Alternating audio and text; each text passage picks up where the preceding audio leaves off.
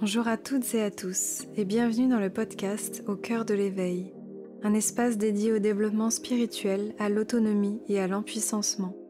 Je vous partage chaque semaine des interviews d'invités inspirants qui ont transformé leur vie, des guidances lunaires ainsi que des réflexions personnelles afin de vous inviter à vivre une vie alignée et centrée sur le cœur. Je suis Aurore, coach spirituelle, guide holistique et éclaireuse. J'accompagne de nombreuses personnes à manifester leurs aspirations et à oser incarner leur liberté. Je propose du coaching, des programmes, formations et de nombreux contenus pour inviter chacun à vivre une vie consciente et épanouie. Je vous souhaite un doux moment d'écoute, beaucoup d'amour et de lumière.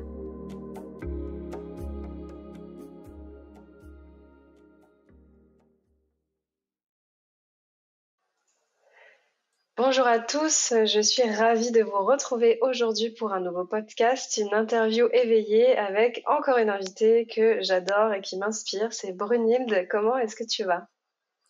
Je vais super bien et je suis super heureuse de partager ce moment avec toi. Merci pour ton invitation. Brunhilde, je l'ai rencontrée à une ecstatic dance qui était organisée par Marion, qui faisait aussi du yin yoga à Paris, à l'époque où on pouvait encore aller danser sans que ce soit compliqué. C'était un très très beau moment, j'avais vraiment adoré ce que tu nous avais partagé. Et puis après, j'ai continué de te suivre. Toi, voilà, tu vas pouvoir nous en parler, mais tu es très connectée au son, à la musique. Il y a aussi toute la dimension chamanique qu'on partage. Et puis récemment, le Human Design qui est aussi entré dans ta vie, donc tu vas pouvoir nous parler de tout ça. Mais oui, oui, j'ai des frissons rien que de t'entendre en parler. Est-ce que justement alors, c'est toujours un peu la question compliquée, mais qu'est-ce que tu fais en gros aujourd'hui à l'instant T qu'est-ce que tu partages dans ton quotidien ? Ok, oui. Alors, ce que je partage aujourd'hui et qui est mon nouveau dada, on va dire, et qui est un petit peu la quintessence et la synthèse de tout ce que j'ai fait jusqu'à présent, c'est dire, incarner, montrer et amener les gens à voir leur propre beauté et leur originalité. Et ce que je fais pour ça, en ce moment en tout cas, c'est j'utilise le Human Design d'une manière qui n'est pas forcément dans la tradition, si on peut parler de tradition du Human Design, mais qui est aussi très nourrie de ce que je fais avec la danse et le mouvement. Donc en fait, je fais danser le Human Design. Je fais aussi des consultations où vraiment on est dans une lecture intuitive de l'énergie de la personne. Mais en gros, en ce moment, je propose vraiment d'incarner son énergie particulière et de retrouver la connexion et la co-création avec la vie de l'intérieur, en fait. Voilà ce que je fais en ce moment. Un beau programme.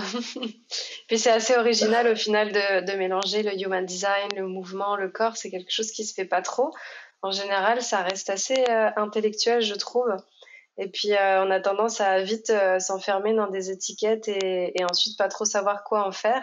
Donc toi, j'imagine que ta démarche, c'est de vraiment vivre tout ça dans la matière. Oui, exactement. Ben moi, ma démarche depuis des années, de toute façon, c'est un peu d'exploser les limites des structures, en fait. C'est-à-dire que autant j'adore les cadres des traditions. C'est marrant parce que je viens d'en parler avec quelqu'un il y a un quart d'heure. J'adore les traditions. C'est ce qui m'a menée au chamanisme. J'adore les rituels. J'adore la famille. Il y a plein de choses que j'aime comme ça qui sont de la tradition. Mais je n'ai pas envie de subir le carcan de l'idée qu'on se fait de cette tradition parce que ce sont des traditions qui ont évolué au fil du temps et qui doivent évoluer pour qu'elles ne puissent pas mourir. Parce qu'en fait, quand on s'enferme dans une forme, la forme périclite, ça peut pas marcher en fait.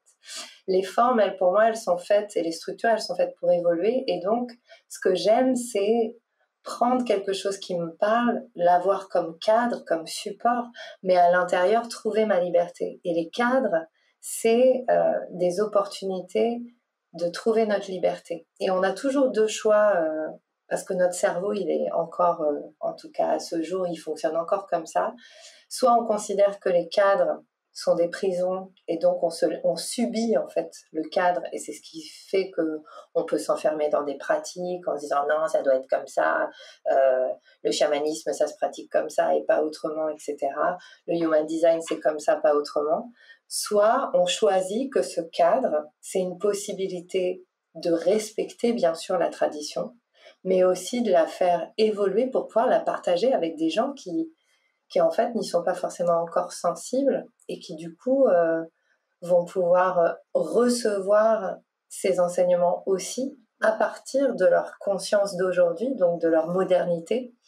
Et voilà, moi je trouve ça chouette parce que pour moi, c'est exploser les cadres, c'est ouvrir au monde en fait. Donc avec bienveillance bien sûr et amour et respect pour là d'où ça vient, toujours quoi. Mais effectivement, quelque chose comme le human design et aussi quelque chose comme le chamanisme, moi j'adore la pratique chamanique, c'est quelque chose qui m'a changé la vie et en même temps c'est aussi des endroits où j'ai rencontré des personnes extraordinaires et en même temps prisonnières de la tradition et qui du coup imposaient parfois une manière de voir qui était très fermée et qui moi en fait me permettait pas de m'épanouir et je trouvais pas forcément ma liberté. Donc ma liberté ça a été de m'extraire de ça et de revenir dans le corps et donc de danser ça en fait. Et ce que je trouve génial et qui est toujours aussi fort pour moi, c'est que dès qu'on commence à mettre dans le corps de manière libre, à incarner des concepts, incarner l'énergie à travers la danse. Mais pourquoi la danse? Parce qu'il y a aussi la musique et que la musique en fait évoque et crée aussi un contenant, un autre cadre qui nous soutient pour trouver notre liberté.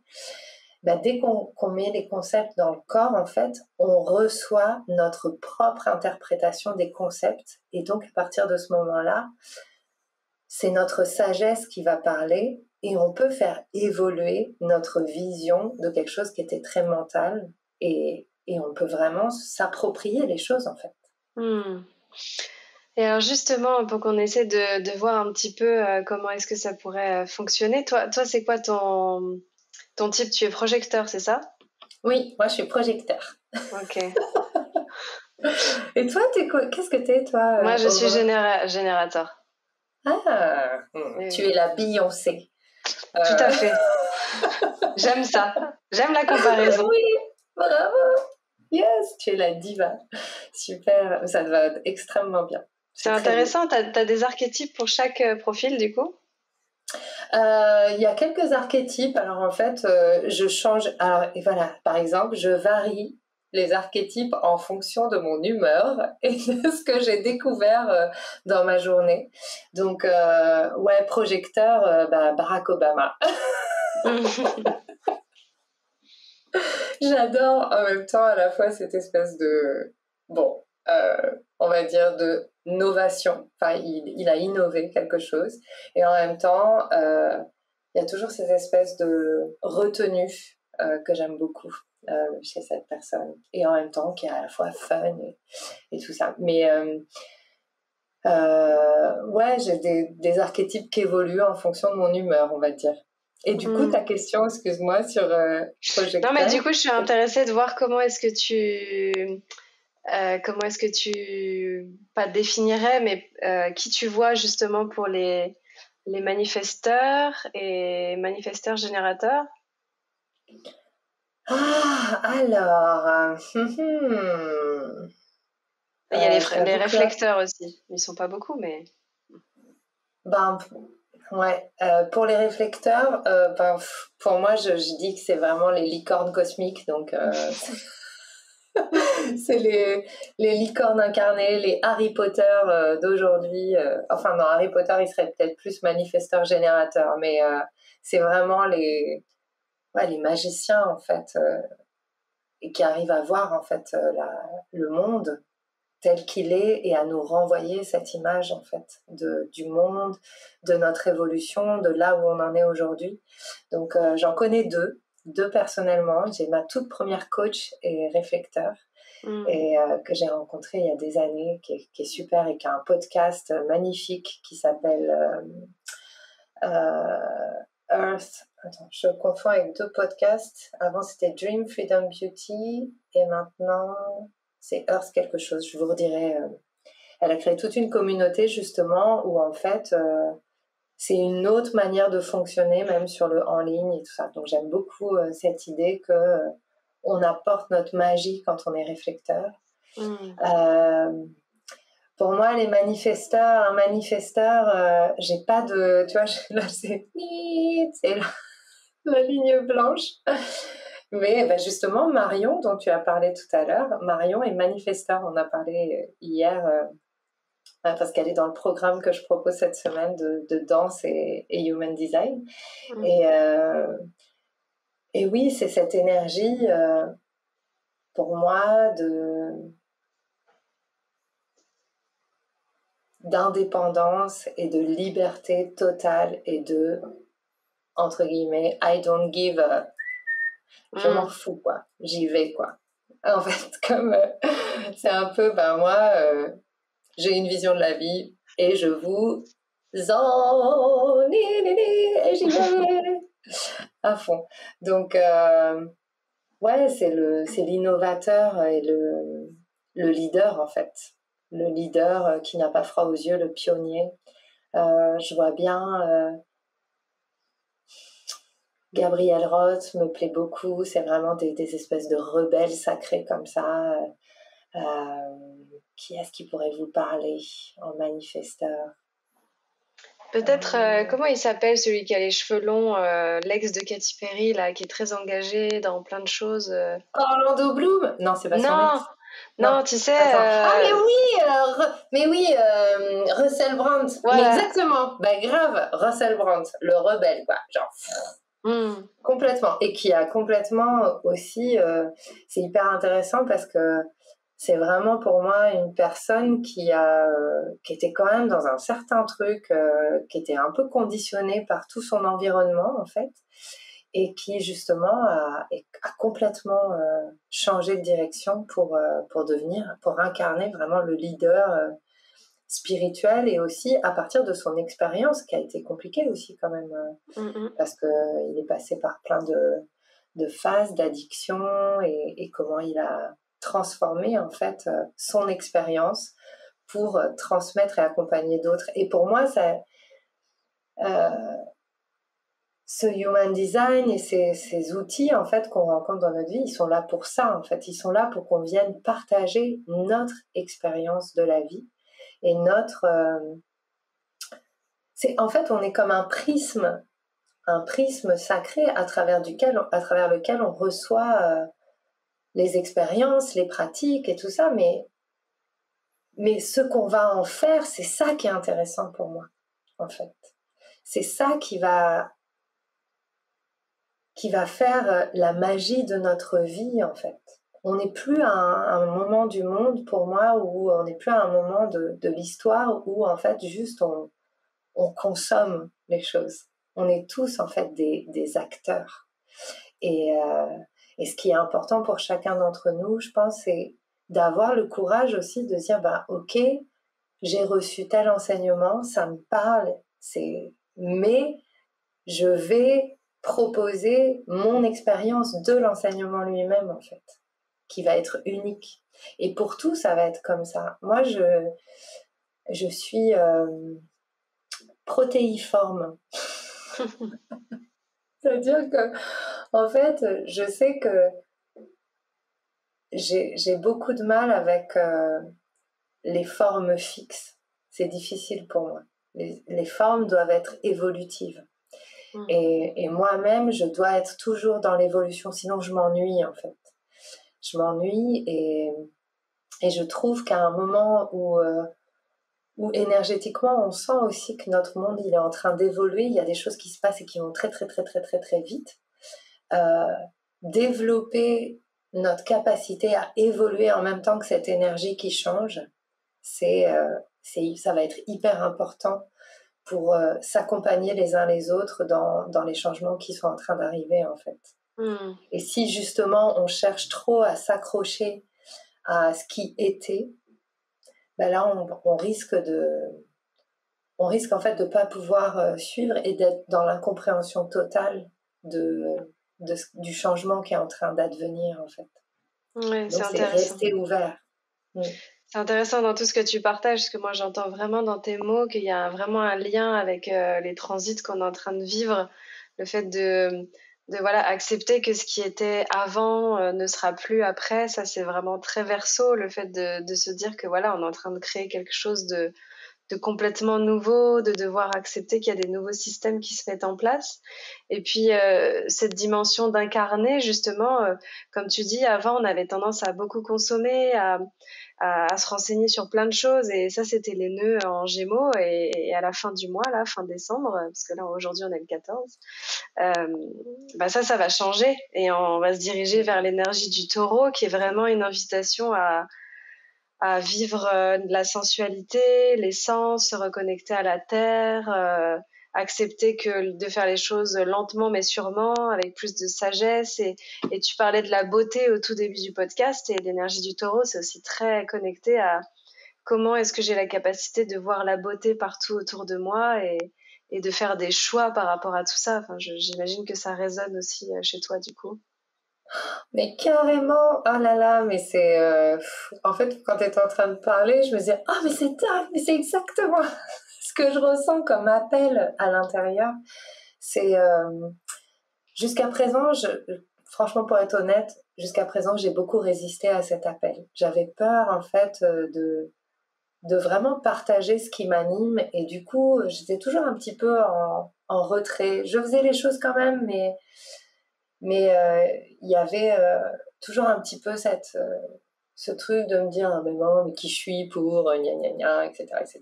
Bon, du coup, cette année, j'ai fait un truc génial, je suis allée voir les dauphins. Et ça a changé ma vie, mais vraiment. Je pense que j'étais prête aussi. J'avais travaillé avec l'énergie des dauphins depuis 2 ans. Et bon, voilà. Et en fait, ils m'ont dit, le grand message que j'ai retenu, en tout cas, que j'ai senti, que j'ai vibré, c'est laisse-toi aimer par la vie. Et en fait, derrière ce laisse-toi aimer par la vie, il y avait en fait le truc tout simple de reconnaître que la vie, c'est aussi les personnes que je rencontre, c'est aussi toute cette beauté qui est autour de nous et qui nous aime en fait. C'est de voir non seulement la beauté de l'extérieur, la beauté de la planète, la beauté du monde, la beauté de ce qu'on crée aussi, de tout ce qui est créé, de ces êtres humains qui créent aussi des très belles choses, de tout ce qu'il y a de magnifique, et de cesser en fait d'alimenter en fait cette chose qui était d'avant, de voir tout ce qui va pas. Et ça n'empêche pas d'avoir conscience des limites, de ce qui marche pas, de ce qui fonctionne pas, mais je puise désormais ma ressource pour aller transformer les choses dans voir la beauté, dans reconnaître que avant de pointer du doigt ce qui marche pas, il y a aussi voir tout ce qui marche et partir de là pour faire évoluer ce qui fonctionne pas. Et ce que j'aime beaucoup dans le Human Design et que je trouve génial, c'est que il y a des canaux énergétiques qui correspondent à ça. C'est-à-dire qu'il y a des gens, en tout cas, si on se base sur ce système, encore une fois, on se base sur ce système parce que c'est fun, parce que ça a une logique. Si ça vous parle pas, vous vous basez pas sur ce système-là. Voilà, on n'est pas obligé de suivre les yeux fermés quelque chose. Mais en tout cas, ce que je trouve génial, et c'est ce qui m'a plu dans le Human Design, c'est qu'il y a des canaux énergétiques qui parlent de ça. Il y a des portes énergétiques, donc qui sont reliées avec des planètes, qui parlent de ça, il y a des gens qui viennent sur Terre avec cette énergie constante et cette capacité à voir ce qui fonctionne pas et à transformer. Donc il y a des gens qui sont là pour ça en fait. Il y a aussi des gens qui sont là pour être gardiens de l'histoire. Ça m'a plu aussi de me dire, mais en fait, cette histoire humaine qui est la nôtre, évidemment, elle a ses flaws, elle a ses défauts, voilà, c'est une histoire avec des rebondissements, des héros, des pas héros, des méchants, des machins, des trucs et tout. C'est une histoire. Et il y a des gens, en fait, qui sont là, par exemple, pour garder cette histoire, réinterpréter cette histoire et transformer l'histoire, créer une nouvelle histoire. Et c'est ça qui est génial quand on rentre dans l'énergétique, c'est que l'énergie, et toi, tu connais bien ça avec l'astrologie, l'énergie des planètes, ce que ça informe, en fait, ce que ça vient... c'est toujours en mouvement, en fait. Donc, l'énergie, on est toujours en mouvement, on est fait d'énergie.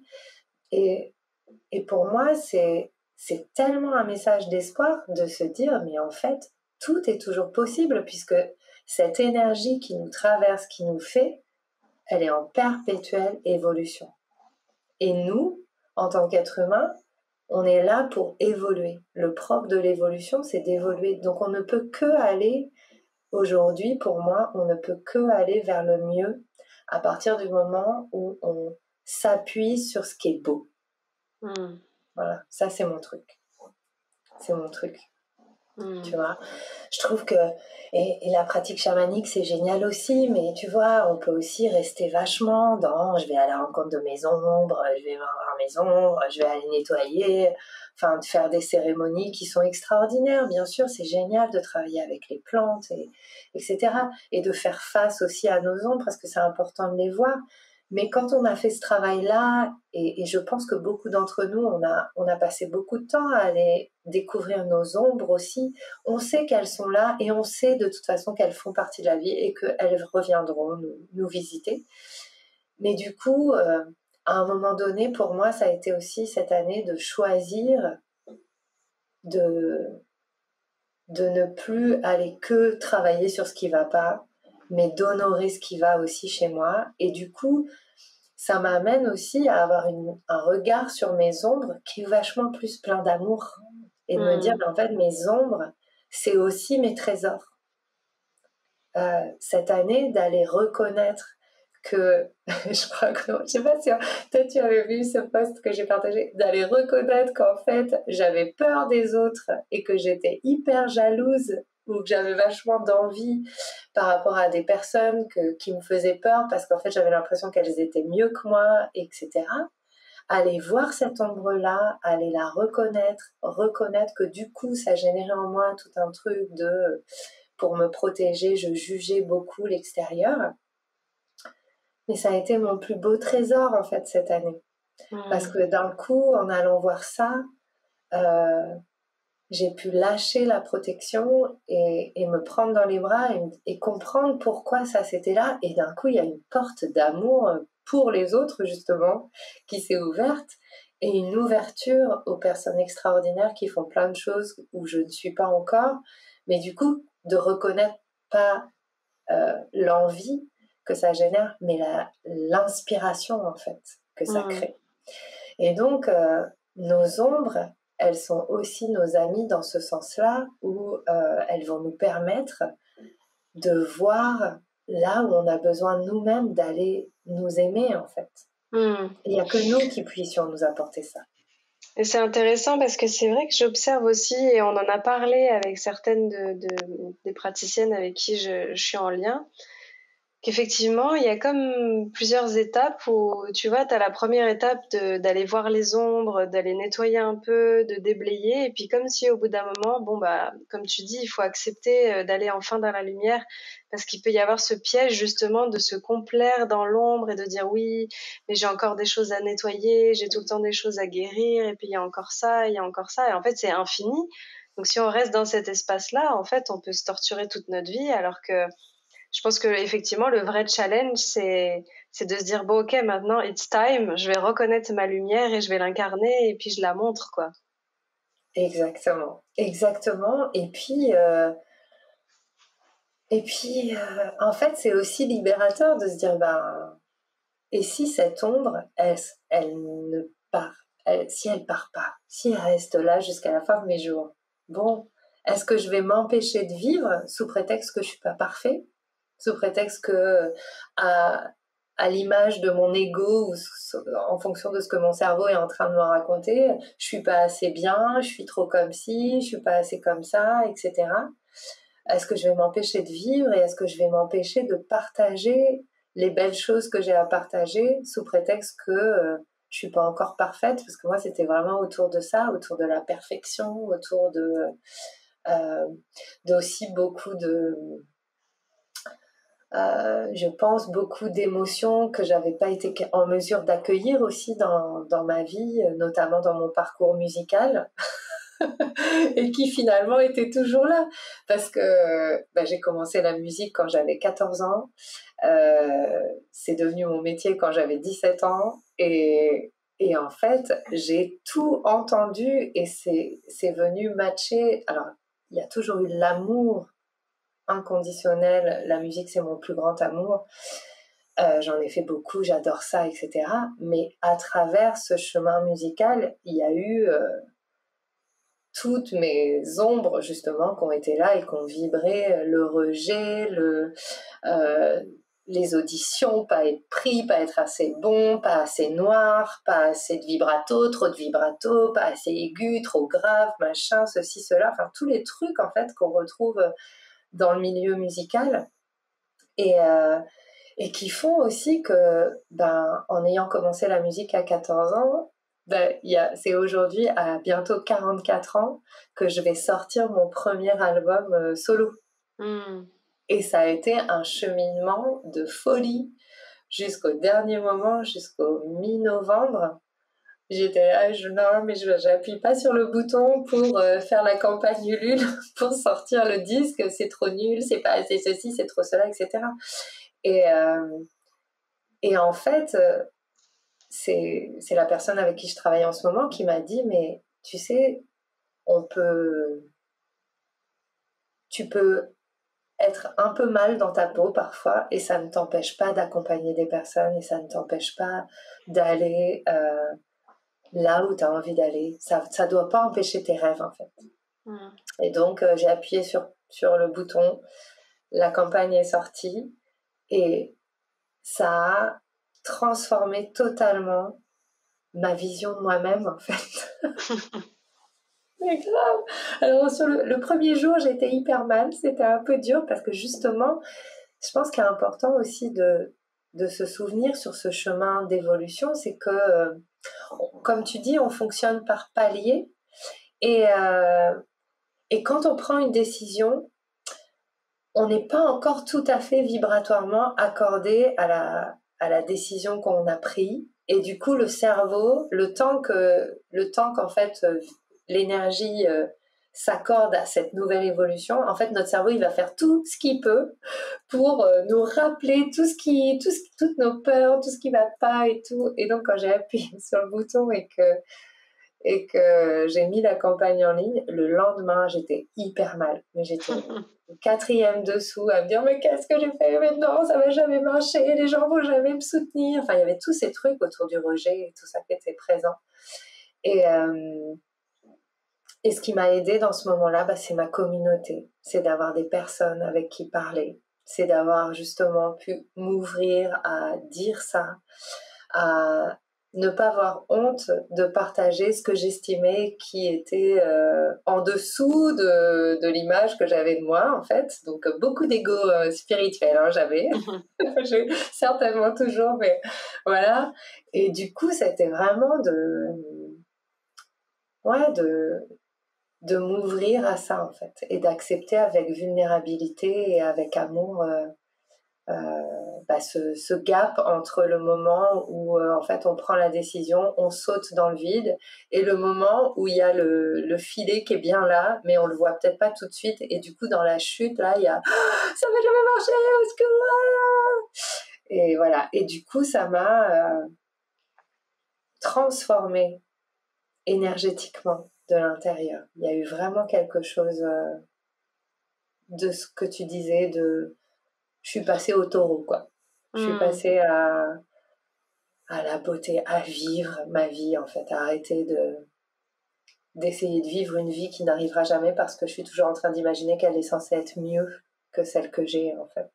Oui, c'est magnifique que tu partages ça parce que je pense que ça va entrer en résonance avec énormément de gens. Moi, je le vois dans toutes les personnes que j'accompagne. À chaque fois, c'est oui, mais ou même moi, hein, de pas oser en fait. Et ce qui est beau dans ce que tu exprimes, c'est qu'au final, l'invitation, c'est toujours d'oser sauter avant d'être prêt en fait.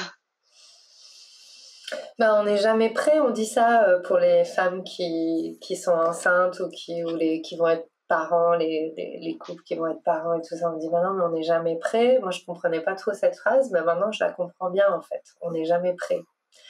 Et on n'est jamais prêt. Et en fait, le paradoxe, et c'est toujours un paradoxe parce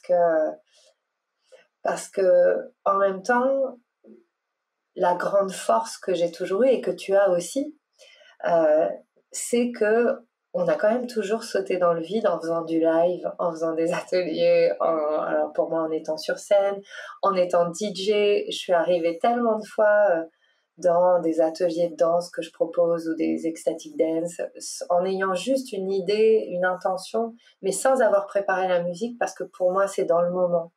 Et donc il y a en même temps le pourquoi, il y a certains, c'est aussi un entraînement. Ce que je veux dire, c'est que le pourquoi, en fait, de plus en plus, on va pouvoir sauter dans le vide sans être prêt. C'est en s'entraînant sur des petites choses, en fait.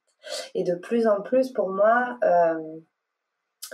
j'en parlais hier, c'est le temps, en fait, lui-même de préparation, il est de plus en plus court. Et je le vois parce que ça fait des années finalement, à travers toutes ces pratiques, que je me suis entraînée pour qu'au bon moment, quand ce sera le juste moment pour moi, ce temps il soit plus court. Et en fait, je vois qu'il se réduit de plus en plus. Et c'est comme si, alors en plus moi je suis Capricorne, donc voilà, je suis projecteur, je suis 6-2, donc il y a la notion du temps pour moi qui est très importante, c'est-à-dire que c'est comme si, comme je disais tout à l'heure, en fait là je rentre dans la seconde grande partie de ma vie. Et c'est comme si toute la première partie de ma vie, c'était une préparation, en fait. J'ai préparé pour créer, et là, j'ai l'impression d'être rentrée dans ce que je veux créer. Maintenant, je sais ce que c'est. Et ce que je veux dire par là, pour tout le monde, même si vous n'êtes pas Capricorne, même si vous n'êtes pas 6-2, si vous n'avez pas de 6 dans votre Human Design, si vous le connaissez, c'est le temps. En fait, on donne trop d'importance au temps humain, alors qu'en fait, il y a un temps divin. Et ce temps divin, il se réduit de plus en plus, c'est ce qu'on appelle l'alignement, je sais que c'est ce que tu transmets aussi, quand on s'entraîne à avoir confiance. Et c'est ça aussi qui va être le plus important, c'est de tout mettre en œuvre pour prendre appui sur la personne qui est la plus importante, c'est nous-mêmes, pour faire arriver les choses, en fait. Et ça demande du temps, et ça demande de la pratique, ça demande d'aller visiter ses ombres, ça demande de faire face à qui on est, et le plus on va faire ça, en fait, et moi ça m'a pris 30 ans de concert pour pouvoir enfin partager la musique que j'ai fait toute seule, voilà, et bon, c'est ok, et ça vaut le coup, en fait, ça vaut le coup. Ouais. Oui, et puis ça nous montre aussi que, comme tu dis, parfois on se fait une idée de ce qui devrait être. Moi, ça me parle beaucoup parce que je suis une grande idéaliste. J'ai Vénus en Sagittaire et puis bon, moi je suis 4-2 et dans mon Human Design, je porte la croix des valeurs. Donc j'ai vraiment ce truc de, tu vois, de l'idéal, de ce qui doit être, de la justesse divine, de l'harmonie, etc. Et effectivement, ça peut être parfois le piège, en tout cas de mon côté, comme tu dis, d'avoir une idée de ce qui devrait être en termes de relations, en termes d'épanouissement, en termes de réussite, en termes de tout ça. Ce qui fait que ça nous coupe en fait de l'instant présent, ça nous coupe de notre vérité du moment, parce qu'on est tellement focus inconsciemment sur ce qui doit être après, et de le préparer, et de courir après le temps, et de courir après ce que les choses se manifestent de cette façon-là, que parfois on voit pas tout ce qui est déjà en train de se placer autour de nous et que la vie, elle est en train de nous inviter à prendre une certaine direction et qui serait bien plus fluide au final que ce qu'on croit, en tout cas là où on pense devoir aller, quoi. Complètement. Bah ça, ça va être tout le travail du déconditionnement, de la déprogrammation, en fait. Ce qui est intéressant, moi, ce que j'adore, et ça, c'est ce que je kiffe faire danser, et c'est ce que je kiffe explorer avec les personnes que j'accompagne, c'est mais pourquoi, qu'est-ce qui fait que je suis pas dans le moment présent, que je suis pas ouvert, en fait? Qu'est-ce qui fait, qu'est-ce qui est dans mon cerveau, quelles sont les croyances qui font que ça me rassure de fermer les possibilités, en fait, quelque part. Ou de voir les choses de telle manière et de m'y accrocher, en fait. Et qu'est-ce qui fait que je ne fais pas confiance à la vie, en fait? Parce que finalement, là, ce qui me vient, c'est la phrase d'André Malraux, c'est le 20e siècle, 21e siècle, 21e siècle sera spirituel ou ne sera pas. Et quelque part, pour moi, dans la spiritualité, pour moi aujourd'hui, spiritualité, ça veut dire juste faire confiance à la vie, au mystère de la vie. Et une de mes grandes réalisations de cette année, qui a été la plus forte, qui m'est arrivée dans la danse, où c'était un rituel que j'ai proposé où on allait explorer les différentes directions de la roue de médecine, etc. Et l'idée, c'était de voir où on avait besoin, en fait, de déconditionnement, c'est-à-dire où est-ce que j'ai besoin, là, d'aller vraiment voir ce qui se passe, etc. Et j'étais persuadée que j'avais besoin d'aller voir dans mon mental tout ce qui était en place, etc. Et en fait, j'ai vu dans ce rituel que là où j'avais les plus gros conditionnements et les plus gros blocages, c'était dans la confiance dans la vie. Alors que c'est ce que je transmets depuis 12 ans. Je transmets aux personnes à avoir confiance dans le mystère de la vie, confiance dans la vie, la spiritualité, tout ça. Et ben non, moi, mon plus gros blocage, c'était vraiment de lâcher, en fait. De lâcher et de m'abandonner à la vie. Et ça a été une grosse claque. Grosse claque. Une gentille claque quand même, mais quand même. Et en fait, ce que ça a généré aussi, ça a été de me dire, comment je fais? Parce que finalement, je pensais que je faisais confiance. Donc, comment je fais? Et au lieu d'aller chercher trop les raisons, ça a été déjà de reconnaître. Et puis les raisons, elles sont réapparues au fur et à mesure.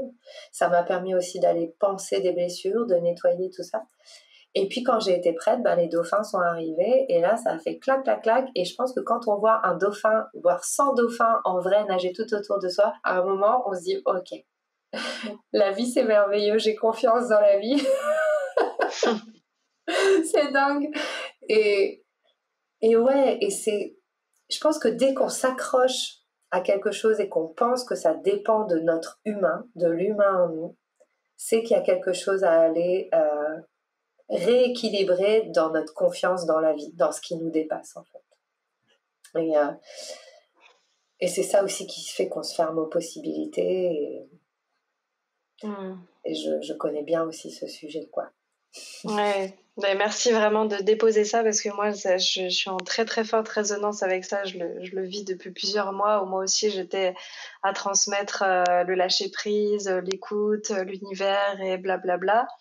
Et puis au final, effectivement, on se rend compte que on n'a pas tellement confiance nous-mêmes dans la vie non plus et que tout ce que j'ai beaucoup créé ces dernières années partait d'un espace de volonté, même si j'ai la conscience que il y a un canal divin qui m'a porté là où je suis et que tout ce que j'ai mis dans la matière ces dernières années, ça n'a pas pu se faire que de cet espace de volonté. Mais il y en avait quand même beaucoup et c'est effectivement, comme tu dis, la grande difficulté de sortir de l'ego qui veut tout maîtriser, tout contrôler, qui croit, qui sait ce qu'il fait, à aller dans un espace où en fait on sait rien et en fait c'est ok de pas savoir et de s'en remettre à la sagesse divine et à mon avis on peut, en tout cas moi je sais que j'ai dû me prendre 2-3 murs comme toi un peu qui a traversé le chaos pour arriver à me recentrer. J'ai la sensation que on peut se faire accompagner, tu vois, avoir des enseignements, etc. Mais c'est comme si on devait vraiment un peu presque toucher le fond à un moment donné pour se rendre compte qu'on n'est pas dans le bon espace et qu'il y a un truc à réaligner, quoi. Complètement, merci tellement de ce partage. Ça me touche beaucoup parce que je trouve que, par exemple, bah voilà, c'est quelque chose dont c'est important de parler. Et en fait, ça n'enlève en rien toute la beauté de ce que tu as déjà créé. Comme moi, ça n'enlève rien à la beauté de tout ce qui a déjà été créé à travers moi. Et en fait, j'en suis persuadée que de l'autre côté du chaos, ce qui va revenir, c'est exactement la même chose, mais pas du même endroit, comme tu dis, en fait.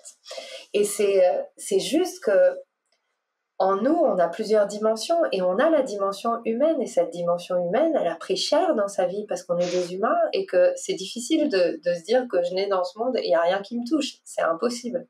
Donc forcément, cette dimension humaine, elle a aussi besoin d'être reconnue pleinement. Et quand on est, comme toi, quelqu'un d'hyper connecté spirituellement, justement comme tu dis, où tu canalises, où tu as généré une communauté extraordinaire, tu as eu la force de dépasser la maladie ou en tout cas d'en faire une force, d'avancer, tu as transformé vraiment la profondeur de pas mal de choses.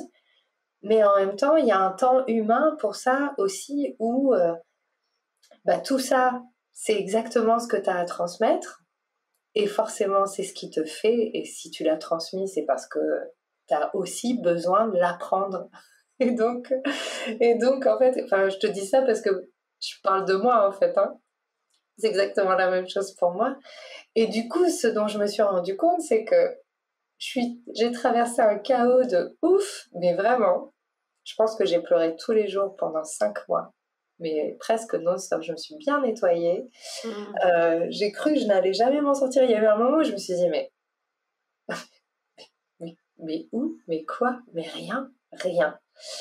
Et aujourd'hui, ce que je vois, c'est que en fait, j'ai traversé une sorte de spirale, c'est-à-dire qu'au départ, j'étais un peu à l'extérieur de la spirale, mais ce qui menait la spirale, c'était quand même l'axe de la vie, mon axe de vie, en fait, on va dire.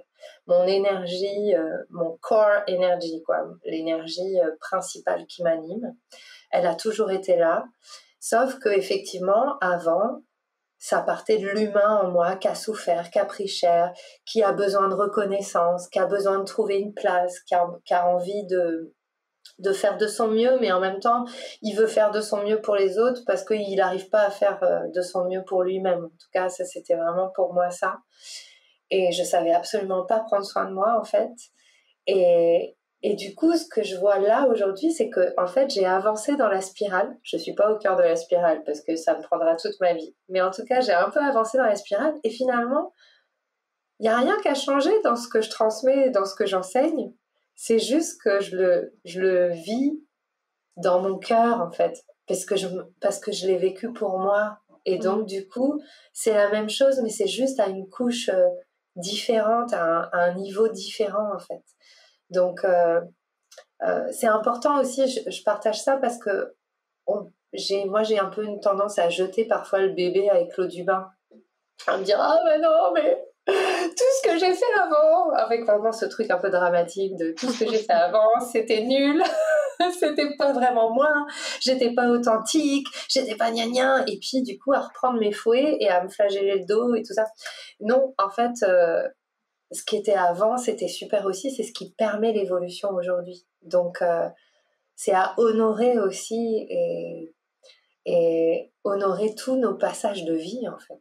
Enfin voilà, on évolue, on est initié à vivre, en fait.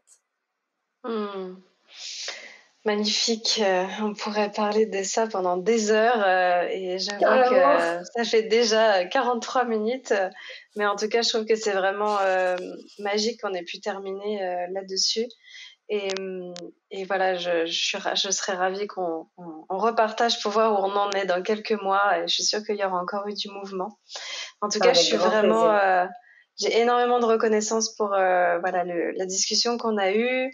Je suis très heureuse que tu aies enfin accouché de ton album auquel j'ai partagé et participé avec joie quand tu étais en campagne. J'ai hâte de le recevoir et j'espère que tu vas vraiment avoir tout l'amour et le soutien voilà, qui sera à la hauteur de ce que tu as mis dans bah, ce que tu as mis dans toute ta musique. Et si tu veux peut-être partager pour terminer, voilà, si jamais les gens veulent te retrouver, faire quelque chose avec toi, est-ce que tu as des propositions particulières que tu voudrais partager pour...